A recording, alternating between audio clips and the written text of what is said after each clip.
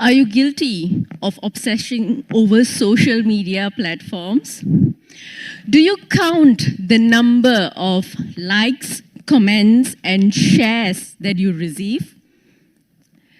Do you often compare yourself with others? Has this competitiveness created an environment like an audition for a talent show in your lecture halls and classrooms? Has this relentless pursuit of comparing yourself with others create a flame in your stomach? It has fueled a flame in your stomach. Medical study says that this burning sensation can be caused by intense jealousy. The challenges of a student not only include navigating academic tribulations, but also in navigating the labyrinth of the self. And in that labyrinth of the self is where narcissism lurks.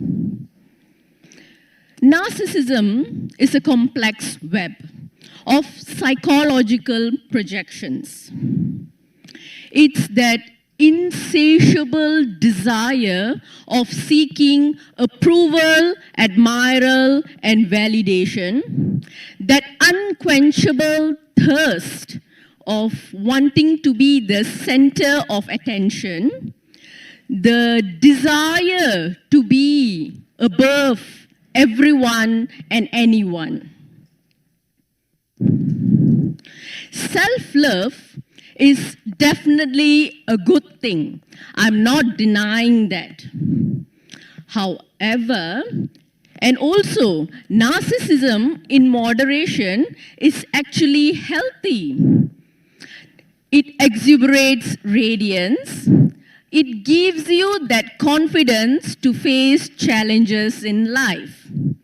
However, when your thoughts, speech, and action suggests that you can manipulate, that you can gaslight. By the way, gaslighting is a form of emotional abuse where a person tends to twist your perception and reality. Example, you are having this conversation with person A, and you perceive person A as being rude to you. You tell person A. What will person A do then? Person A will vehemently deny your claim, saying that you're having it all in your mind. You'll feel guilty. You're made to feel guilty. This is gaslighting. Now the conversation takes a twist. Person A decides to put the blame on you. Person A will say, you know what? You're the rude one. You should apologize. And you're like, what? You're confused. This is projection. Manipulation, gaslighting, projection, these are all typical narcissistic traits. So let's get back to this. When your thoughts, speech, and action suggest that it is okay for you to manipulate, it is okay for you to gaslight, it is okay for you to project your insecurities upon someone else, that is when you need to slam the speed brakes. This plethora of emotions that you experience is like carrying a heavy sack of money on your shoulders. It's an overwhelming burden. In fact, anything in excess is a burden, isn't it? This jealousy, envy, anger, frustration, disappointment, possessiveness. All this will drain you physically and mentally. You will fail to experience the abundance of life. You will live life in a limbo. So how? You may ask, how do I get out of this vicious cycle? How do I get out of this thought pattern? I want to enjoy life, but I can't seem to stop comparing myself with others. What do I do? I'll teach you a simple method. So what if I say, it's going to snow in Malaysia tomorrow? What if I say, the Leaning Tower of Pisa is going to stand straight the next week? What if I say, in the next 10 years, we will all change into chimpanzees? And finally, what will you say if I say 2 plus 2 is equivalent to 6? What will you do? What will you do? You question, don't you? Socrates, the father of questioning, would have been very, very proud of you. Anything that challenges your belief, anything that piques your curiosity, anything that is doubtful, anything that is beyond your comprehension, you question. You question to know the truth. You question to know the facts. But do you know what skill you haven't mastered just yet? What is that missing link here? What is it that Master Oogway taught Po that transformed him into Kung Fu Panda, that ancient wisdom? Do you know what is it?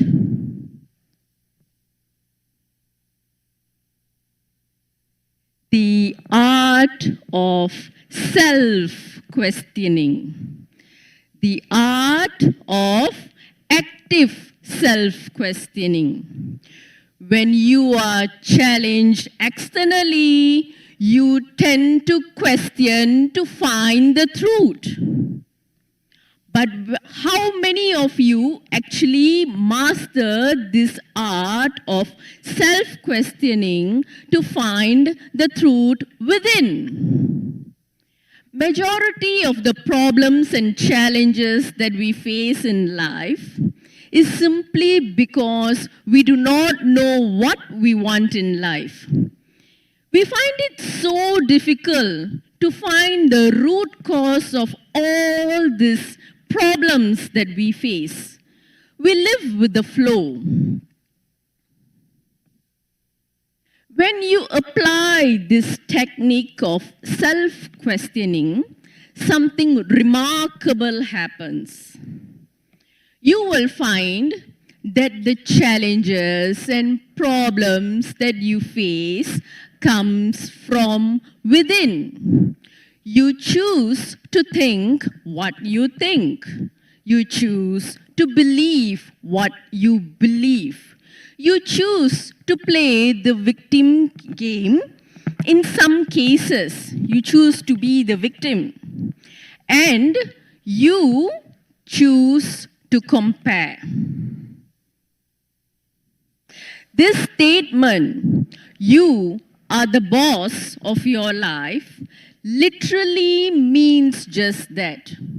You are in charge of your physical well-being.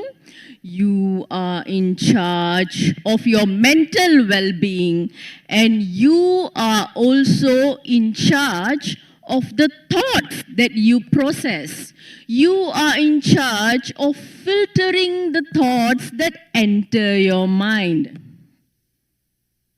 And with all this self-inquiry, you will come to this million-dollar question, which is, who am I? Who am I? And your answer would be,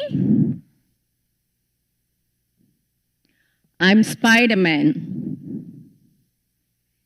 This is a famous catchphrase from the movie Spider-Man, year 2002, for those who do not know.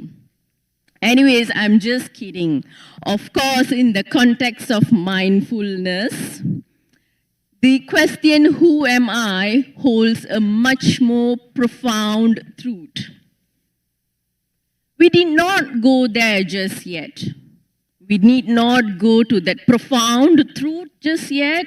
It is sufficient enough for us to question ourselves and find out what are our strengths and weaknesses, what are our needs, what are our limitations, what is our comfort zone, how far can we go beyond our comfort zone. What are your triggers? What is your threshold? And by doing this further inquiry, by establishing what's your likes and dislikes, it's a very simple exercise, one that many fail to do. In experiencing this limbo of life, we fail to do that. Once this self-inquiry process happens, you will realize that you are able to connect with your authentic self. Connecting with your authentic self requires three things: a genuine passion, a strong set of core values, and your own unique set of beliefs. Then, after knowing all this question will arise. So what? So what if the person next to you gets more likes and comments and shares? You are not a carbon copy of anyone else. You are irreplaceable, and you are one in a million. Right here, right now, you are perfect in your own way.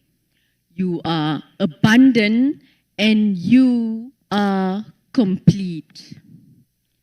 And that, ladies and gentlemen, is how you start breaking free by mastering the fine art of shifting from comparison to connections. Thank you.